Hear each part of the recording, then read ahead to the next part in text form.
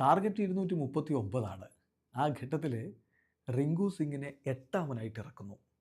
KKRന് പറ്റിയത് വലിയ അബദ്ധമാണ് എന്നിപ്പോൾ ക്രിക്കറ്റ് നിരീക്ഷകരൊക്കെ പറയുന്നുണ്ട്. അല്ലെങ്കിലും റിങ്കുവിനേക്കാൾ മികച്ച ഫിനിഷേഴ്സ് ആണോ അങ്കരീഷ് രഘുവൻഷിയും രമൺദീപ് സിംഗുമൊക്കെ? എട്ടാമനായിട്ട് ഇറക്കേണ്ടവനാണോ റിങ്കു സിംഗ്?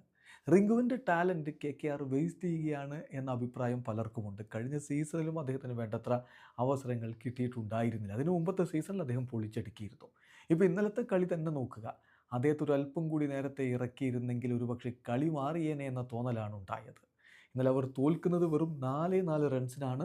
റിങ്കു സിംഗ് 15 പന്തിൽ നിന്ന് 6 ഫോറും 2 സിക്സും അടക്കം 38 റൺസാണ് അടിച്ചത്. അവസാനത്തെ ഓവറിൽ 3 പന്തുകൾ അദ്ദേഹത്തിന് കിട്ടിയത്, അത് 3ഉം അദ്ദേഹം പടച്ചിട്ടുണ്ട്.